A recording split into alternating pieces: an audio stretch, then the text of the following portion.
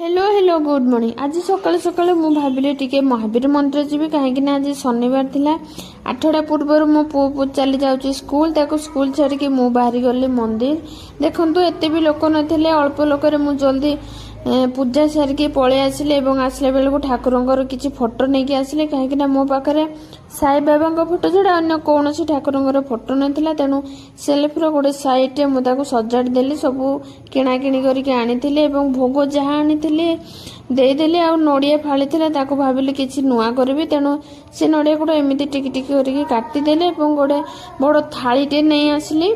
तारिपटे टिके तेल करदेली। एटा आगु जंतनी करथिले। एटा को पिठा आपण माने प्लीज कमेंट बॉक्स रे कहबे। मु फर्स्ट टाइम करिछि, जानिने कोन हबो। तापर ताको ठंडा करबा को मु फैन आगरे नहीं जाइछि। टिके ठंडा हे गला परे देखंतु केक टाइप रे आपण को इच्छा रे शेप रे काटि पारे। बहुत टेस्ट लागिबो, आपण माने भी निश्चय करे खांतु।